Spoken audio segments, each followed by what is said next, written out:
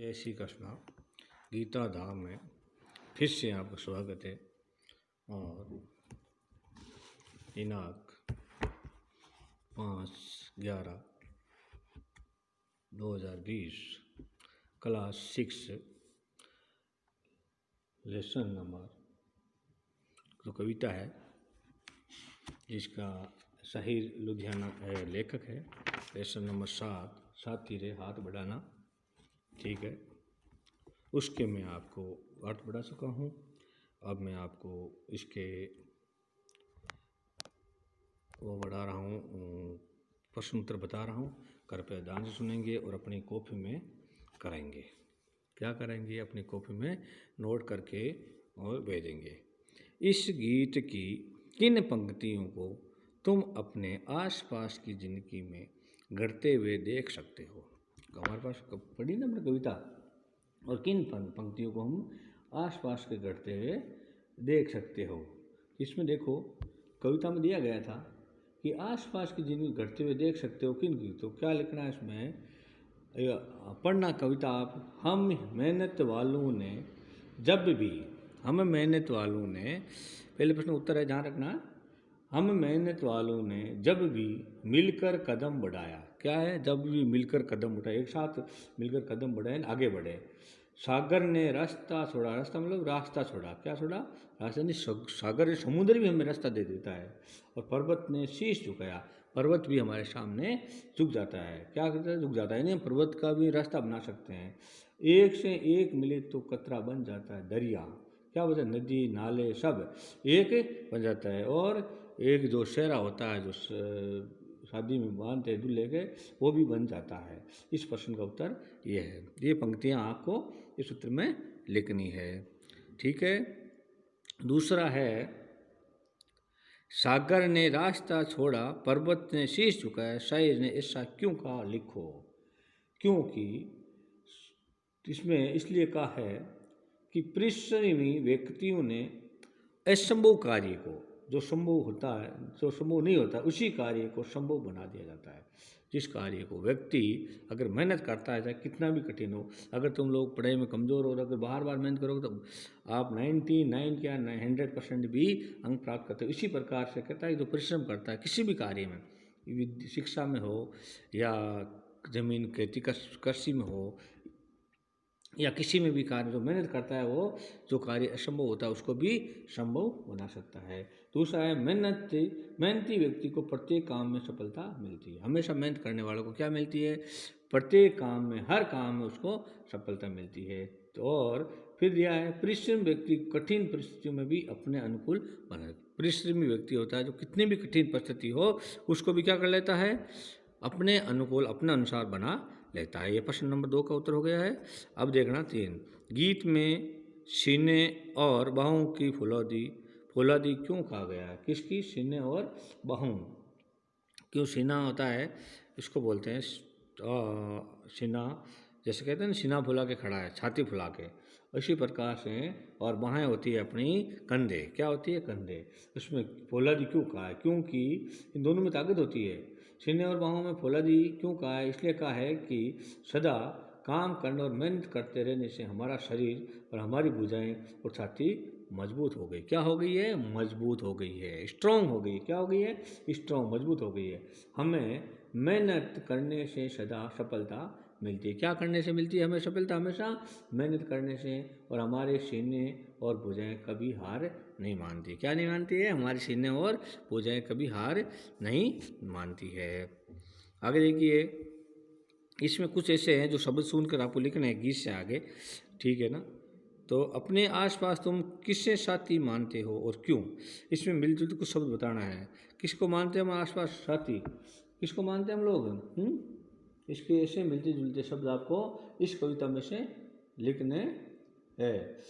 तो अपने आसपास में क्या है? हम अपने परिवार और अपने मित्रों के सभी परिचितों को और सभी मनुष्य, पशु पक्षी और जीव जंतुओं को अपना साथी मानते हैं। जीव जंतु जैसे हमारे घर में अगर गाय है, बैल है, बकरी है, भैंस है, और उसके साथ साथ में अगर पालतू पक्षी है जैसे तोता है, मोर है, पिको मोर है, और कोई चिड़िया है, इससे। उसके बाद में हमें जैसे कुत्ता है तो कुत्ते को भी हम अपना साथी मान लेते हैं, क्योंकि कुत्ता भी हमारे साथ देता है हमें। और ये सब हमारे लिए क्या है, एक समय प्रेरित करते हैं। क्या करते हैं, हमें प्रेरित, हमें शिक्षा देते हैं, ठीक है ना। किसकी, जैसे गाय हमें दूध दे के देती है और दूसरा पालने शिक्षा देती है, उसी प्रकार कुत्ता हमें वफादार जानवर के रूप में शिक्षा देता है। अब देखिए सवाल नंबर, इसमें सेकंड नंबर देखना, अपना दुख भी एक साथी है और अपना सुख भी एक साथी है। कक्षा, मोहल्ले और गांव शहर में किस तरह के साथियों के बीच में तुम्हें ये वाक्य सच्चाई और महसूस होती है, कैसे आपको ये लिखना है। क्या लिखना है ये, तो इसमें अपनी कक्षा और मोहल्ले, गांव में, शहर में अपने आयु के वर्ग के समान इस तरह के साथियों और सहयोगियों के बीच हम वाक्य सच्चाई को महसूस करते हैं, क्योंकि वे ठीक हमारी तरह ही जीवन यापन करते रहते हैं तथा दुख सुख में दूसरों का साथ देते हैं और सहायता भी करते हैं। क्या करते हैं, दुख सुख में सहायता भी करते हैं। इस गीत में तुम किस माहौल में गुनगुना सकते हो। क्या है, इस गीत में तुम किस माहौल में गुनगुना सकते हो।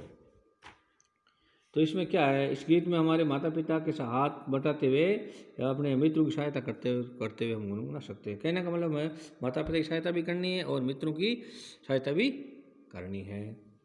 इसके बाद में एक अकेला थक जाएगा मिलकर बोझ उठाना।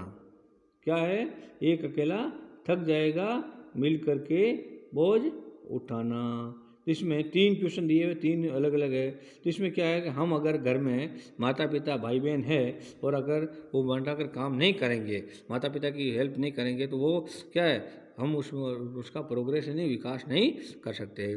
पापा के काम और माँ के काम में माँ के काम क्या क्या है, सबको पता है।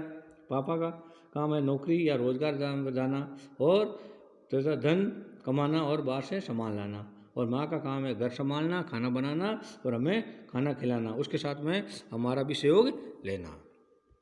क्या क्या वे एक दूसरे का हाथ बंटाते हैं। यस, क्या करना है, अपने हाँ करना है। यस, हाँ, हम एक दूसरे का हाथ बंटाते हैं। क्या करते हैं, एक दूसरे का हाथ बंटाते हैं, सीधी सी बात।